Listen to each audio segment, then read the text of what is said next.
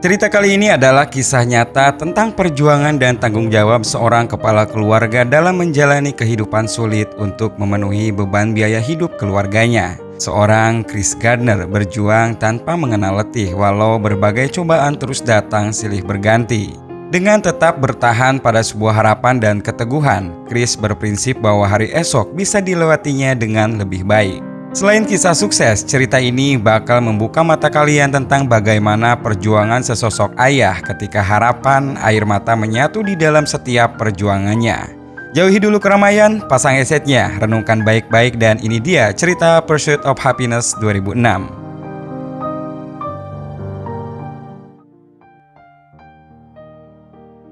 San Francisco 1981. Cerita dimulai di suatu pagi di mana di sana terlihat kesibukan orang-orang yang akan memulai rutinitasnya. Termasuk saat itu Chris Gardner terlihat mengantarkan anaknya yang bernama Christopher untuk dititipkan ke tempat penitipan anak yang tidak jauh dari rumahnya.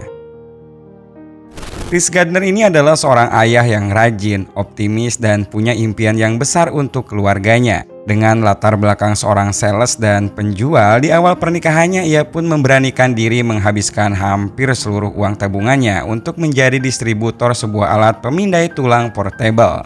Hari-harinya ia pun harus rela pulang pergi ke setiap rumah sakit untuk menawarkan alatnya tersebut. Namun sayangnya pihak dokter di rumah sakit banyak yang menolaknya karena alat scanner itu memang belum terlalu dibutuhkan dan juga harga dari alat yang dijual Chris itu pun terbilang cukup mahal. Mungkin kesempatan masih ada di rumah sakit lain. Akhirnya ia pun menemui Linda, istrinya yang sedang bekerja di sebuah laundry, untuk memintanya gantian menjemput anaknya. Karena siangnya dan sampai sore ia pun berniat pergi ke kota lain untuk kembali menawarkan alatnya. Namun sayangnya, lagi-lagi Chris harus kecewa karena dokter di sana juga menolak untuk membeli. Sebenarnya tidak perlu menjual banyak untuk membayar sewa rumah dan mencukupi kebutuhan sehari-hari. Per bulan cukup dengan 2 alat terjual, maka semuanya akan tertutupi. Namun dengan harga yang memang mahal, hal itu membuat Chris kesusahan menjualnya. Satu pun di bulan ini belum terjual, ditambah mobilnya saat itu kena tilang dan ia pun menjadi sangat bingung karenanya. Saat kembali ke rumah, di sela-sela makan, Linda menanyakan tentang tagihan pajak. Karena belum memiliki uang dan scannernya pun belum ada yang terjual, Chris pun berniat menunda tagihan tersebut sampai bulan depan. Linda yang memang sedang capek apalagi saat itu harus kembali lembur bekerja tentu jadi kecewa mendengarnya. Berarti tagihan pajak mereka akan jadi lebih membesar karena ditambah biaya denda. Namun Chris pun tetap mengatakan bahwa semua akan baik-baik saja dan ia pun menenangkan kalau dirinya akan terus berusaha mencari uang agar segera bisa dilunasi. Dalam menghadapi rasa bingungnya, Chris pun terlihat memainkan Rubik milik anaknya. Sambil mendengarkan TV yang memberitakan tentang krisis yang semakin melanda negaranya, keadaan ekonomi negara itu pun jadinya berpengaruh bagi bisnisnya. Dan ia pun hanya bisa berharap agar semuanya kembali normal, bisnisnya bisa lancar dan mimpinya membahagiakan keluarga bisa ia wujudkan. Esoknya, saat Chris kembali hendak berjualan, ia pun melihat seorang lelaki dengan mengendarai mobil mewah turun di hadapannya. Seolah tanpa beban, Chris kemudian menanyakan di mana ia bekerja. Lelaki itu pun menjawab, dia bekerja di sebuah tempat pialang saham dan tidak perlu kuliah untuk melakukan pekerjaan itu, hanya perlu pintar bermain angka dan terampil berinteraksi dengan orang lain. Chris pun sejenak memandang mereka yang ada di sana. Mereka terlihat bahagia, seolah hidup tanpa beban apapun. Sedih rasanya ketika mempertanyakan kenapa dirinya bernasib lain dan tidak seperti mereka yang ada di sana. Singkat cerita, esok harinya Chris pun mengutarakan rencananya pada Linda kalau dirinya nanti siang akan mencoba mencari lowongan di kantor pialang saham. Namun tampaknya Linda kurang percaya dengan kemampuan Chris dan malah mengolok-ngoloknya. Chris pun di sini tersinggung dan terjadilah perdebatan di sana. Linda menyarankan agar Chris lebih baik fokus menjual scannernya daripada membuang-buang waktu mencari pekerjaan yang belum pasti. Apalagi minggu depan mereka harus membayar sewa kontrakan rumah yang sudah 3 bulan menunggak. Ia juga merasa lelah dengan keadaan yang tak kunjung berubah, apalagi ia harus kerja lembur untuk menutupi biaya kehidupan mereka sehari-hari. what I'm trying to do for my family, for you and for Christopher. Chris yang terus jadi bahan pelampiasan hanya bisa mengungkapkan bahwa dia sendiri telah berusaha semampunya. Namun istrinya nggak mau tahu dan ngotot agar Chris bisa cepat menjual alat scannernya. Tibalah di sebuah kantor saham yang tertulis kalau mereka sedang membuka lowongan. Karena memang saat itu membawa scanner ke dalam kantor tidak memungkinkan, akhirnya ia pun mengambil resiko untuk menitipkan pada seorang pengamen yang ada di sana. Dan benar saja, saat dirinya sedang dalam wawancara, di seberang jalan terlihat si pengamen itu membawa lari scanner miliknya. Melihat hal itu, ia pun dengan tergesa-gesa menyudahi pertemuan. Berbekal selembar kertas lamaran, ia langsung lari sekuat tenaga untuk mengejarnya. Sayang sekali si pengamen itu telah lebih dulu masuk kereta sehingga mau tak mau Chris pun harus merelakan scannernya itu. Akhirnya ia pun harus pulang dengan kecewa. Ditambah ternyata dalam kertas lamaran itu tertulis kalau dari 10 orang yang mendaftar hanya 1 orang yang diterima. Dirinya sadar untuk perusahaan sebesar itu pasti hanya orang-orang terbaik yang melamar, sementara dirinya hanya seorang lulusan SMA biasa. Namun Chris bukanlah orang yang gampang menyerah. Sekecil apapun kesempatan, ia akan mengambilnya dan berusaha mendapatkannya. Dan di hari selanjutnya pun sesuai anjuran dari kantor cabang kemarin, Chris kemudian mendatangi kantor pusat. Chris Gardner. Hi. Di sana ia pun bertemu dengan seorang HRD bernama Jay. Dengan ramah, ia langsung memberikan lamarannya dan berharap akan langsung diwawancara. Namun Jay yang memang seorang yang sibuk hanya mengambil lamaran itu sekaligus menyampaikan kalau lamarannya cocok nanti akan ditelepon. Hari demi hari yang selalu dilalui tanpa perubahan membuat Linda semakin merasa jengkel.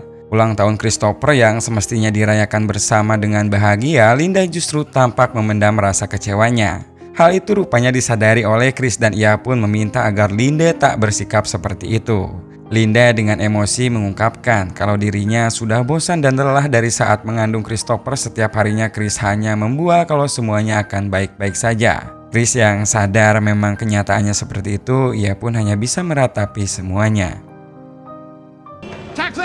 1 bulan kemudian, saat Chris akan menanyakan lamarannya, secara tidak sengaja ia melihat Jay yang terburu-buru akan pergi. Sadar kalau Jay memang orang yang sibuk, akhirnya Chris pun berpura-pura kalau dirinya juga sama akan pergi ke tempat yang Jay tuju. Di perjalanan ini Chris terus mengajak Jay untuk mengobrol, namun tampaknya Jay justru terlihat sibuk dengan permainan Rubiknya. Untuk bisa mendapatkan perhatiannya, Chris kemudian mengatakan bahwa ia bisa menyelesaikan Rubik tersebut. Dan benar saja, setelah melewati perjuangan dan usaha keras, Chris akhirnya mampu menyelesaikan Rubik tersebut tepat di saat mobil yang ditumpanginya sampai ke tempat tujuan. Dan saat akan pulang, Chris pun menyadari bahwa uangnya tidak akan cukup untuk membayar ongkos taksi. Sehingga Chris pun berlaku nekat dan saat ada kesempatan, ia pun kabur dari dalam taksi itu. Bukannya terlepas dari masalah, Chris malah kembali apes saat masuk ke sebuah kereta. Tangannya tiba-tiba terjepit oleh pintu dan harus merelakan kehilangan lagi alatnya di sana.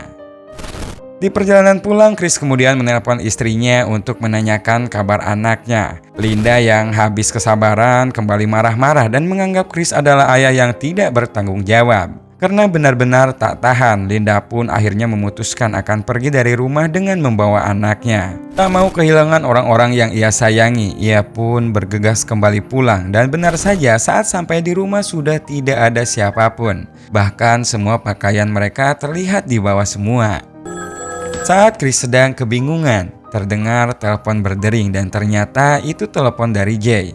Ia pun menyuruh Chris untuk datang dalam wawancara. Seharusnya itu adalah kabar bahagia untuknya, namun karena memang saat ini kondisinya seperti ini, Chris pun hanya bisa terdiam dan bingung entah apa lagi yang harus ia lakukan.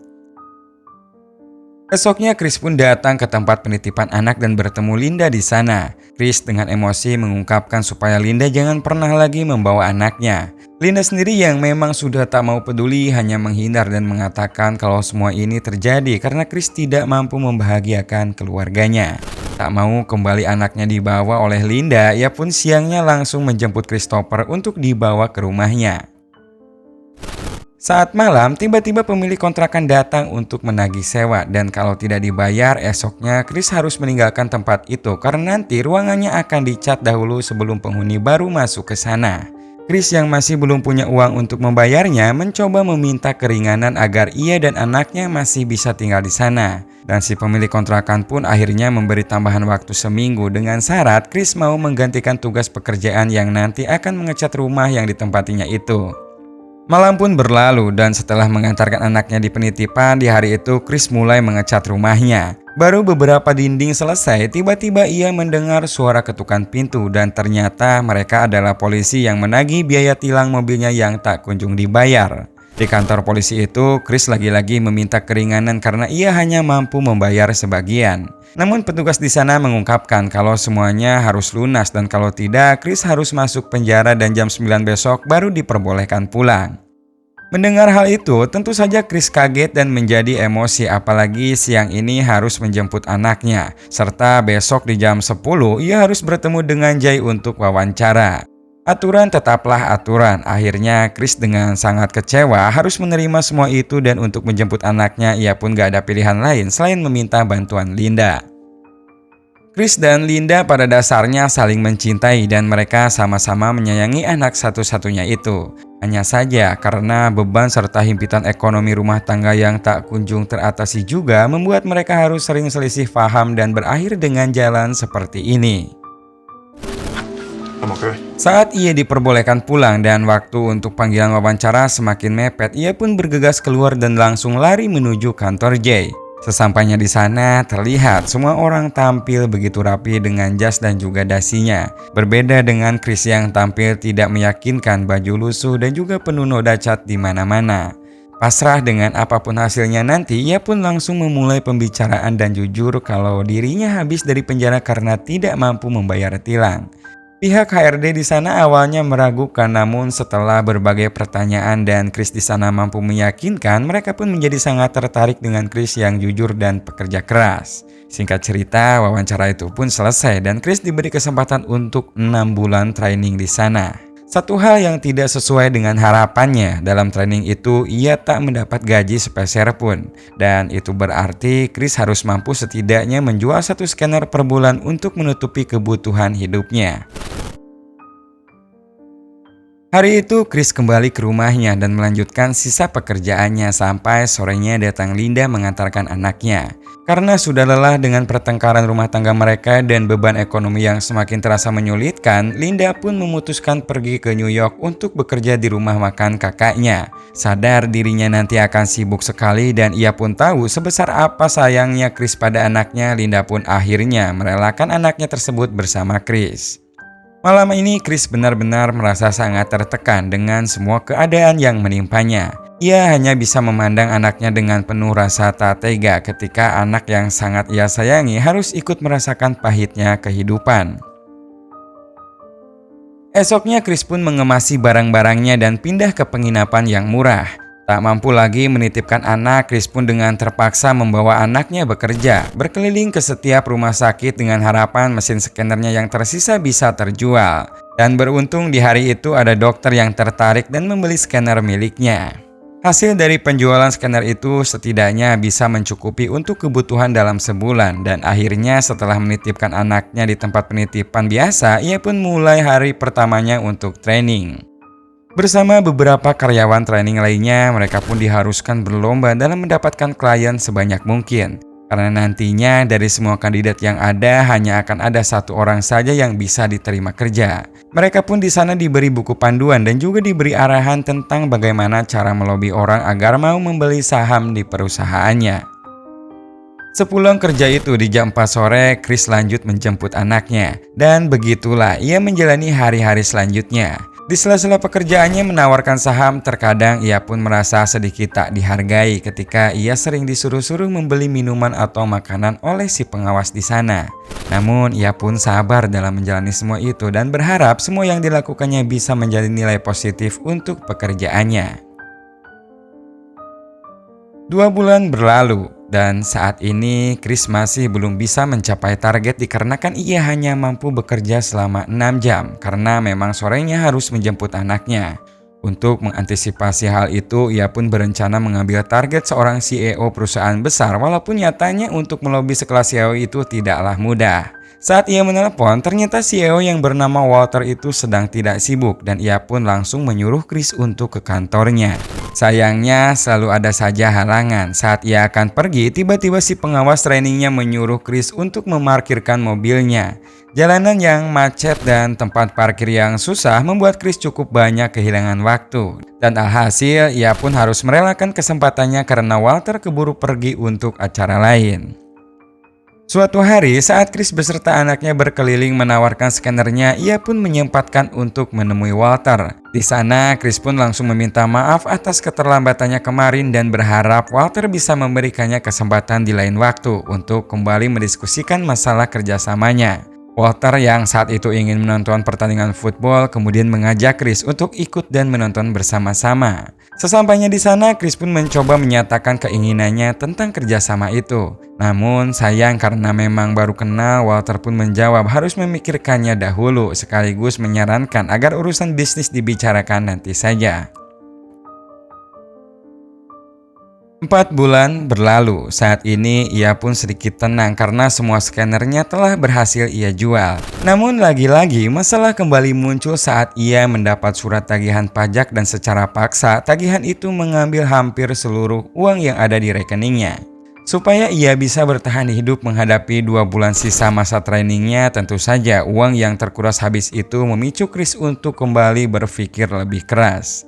Suatu hari saat di taman bermain tanpa disengaja ia melihat scannernya yang sempat hilang di stasiun dibawa oleh orang gila. Dengan sedikit susah ia pun akhirnya berhasil merebut kembali scannernya dan Chris pun langsung membersihkan alat itu untuk kembali mencoba menjualnya. Sayangnya saat ditawarkan dan dicoba alat tersebut tidak berfungsi sehingga membuat dokter itu nggak jadi membelinya. Tidak sampai di situ, cobaan kembali menimpa saat ia pulang. Di sana ia menemukan bahwa barang-barang miliknya sudah ditaruh di luar dan kamarnya telah terkunci. Semua itu bukan lain karena Chris telah menunggak biaya sewa. Chris yang bingung entah kemana harus pergi akhirnya memutuskan untuk mengajak anaknya pergi ke stasiun. Di tengah kebingungan itu, untuk menghibur anaknya, Chris pun mencoba berbohong dan mengatakan jika scanner itu adalah mesin waktu, yang apabila tombol itu dipencet, mereka akan langsung menuju ke tempat di mana ada dinosaurus. Bukan itu saja, karena Chris pun turut pula mendramatisirnya bahwa di tempat tersebut akan banyak sekali terdapat dinosaurus, sehingga mereka pun harus berlindung di dalam sebuah toilet. Hal itu semata-mata ia lakukan agar mereka bisa tidur di sana, agar anaknya bisa terlindung dari dinginnya malam. Dengan beralaskan tisu toilet, Chris pun harus terjaga sepanjang malam, semua itu agar tidak ada orang yang masuk ke dalam. Esoknya karena sudah tidak punya uang lagi, Chris pun terpaksa harus pergi ke tempat penampungan tunawisma untuk sekedar mendapat tempat tidur dan makan gratis di sana. Demi anaknya, Chris pun bahkan rela beradu mulut sampai terlibat cekcok dengan seorang yang menyalip antriannya. Malamnya saat semua orang terlelap tidur, Chris menyempatkan waktunya untuk mencoba memperbaiki mesin scannernya, serta juga kembali mempelajari buku pialang saham walau ia harus kesusahan karena kurangnya cahaya di tempat itu. Begitulah saat ini Chris menjalani hari-harinya. Karena memang penampungan itu dijatah setiap harinya, maka ia pun harus pulang di jam 5 sore untuk cepat-cepat kembali mengantri agar bisa kebagian tempat untuk tidur. Tidak jarang di hari-harinya selalu ada cobaan yang menimpa seperti saat Chris akan pulang kerja. Salah satu atasannya meminjam uang karena dompetnya ketinggalan. Setelah dilihat, di dompetnya hanya tinggal beberapa dolar saja. Karena terburu-buru dan gak enak juga, akhirnya ia pun meminjamkan 5 dolar untuknya. Padahal uang itu tadinya ia simpan baik-baik untuk membeli suku cadang mesin scannernya. Akhirnya karena benar-benar sudah mepet, ia pun mendonorkan darahnya demi mendapatkan sedikit uang untuk memperbaiki mesinnya itu. Dan saat ia perbaiki, untungnya mesin itu berjalan kembali dan ia pun bahagia. Ia bisa sedikit tenang, setidaknya bisa bernafas lega untuk sebulan ke depan. Dengan uang itu, ia pun bisa kembali merasakan hangatnya tempat tidur di sebuah penginapan sederhana. Seperti biasa, hari-harinya selalu ia habiskan dengan usaha maksimal dalam mengerjakan semua pekerjaannya, bertemu dengan orang-orang penting dan berusaha menawarkan saham-saham yang dijual di kantornya. Singkat cerita, tibalah di hari terakhirnya training. Chris pun kemudian dipanggil ke ruangan HRD. Di sana mereka termasuk Jay memuji atas kerja keras dan juga hasil yang telah dilakukan Chris selama masa trainingnya. Dan yang terakhir mereka pun mengatakan kalau besok adalah hari pertama bagi Chris untuk bekerja di kantor itu. Because tomorrow is going to be your first day. Mendengar hal itu, Chris pun terlihat tak kuasa menahan rasa harunya. Harapan yang paling ia inginkan selama ini akhirnya bisa kenyataan. Chris pun begitu sangat bahagia. Akhirnya ia pun bisa merasakan apa rasanya bahagia seperti yang 1 tahun lalu ia lihat di wajah setiap orang yang ada di depan kantor itu. Dengan tergesa-gesa, ia pun segera menemui anaknya dan memeluknya dengan erat, melepaskan semua rasa harunya sekaligus membagi rasa bahagianya. Setelah memulai karirnya di kantor itu dan pada tahun 87, Chris membangun perusahaan jasa keuangannya sendiri yang diberi nama Gardner Ridge. Dan di tahun 2006, ia menjual semua sahamnya dengan harga ratusan miliar. Dan sampai saat ini, ia bekerja menjadi motivator dan pembicara di berbagai negara.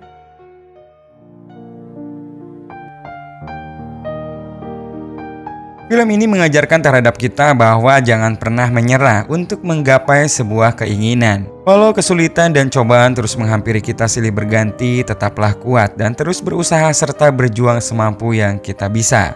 Karena sebuah usaha tidak akan pernah mengkhianati hasil. Semoga bisa menjadi motivasi serta inspirasi untuk kalian semua guys. Terima kasih yang sudah menonton video ini sampai akhir dan ditunggu juga komen-komen kalian. Sampai jumpa lagi di video 7 menit selanjutnya.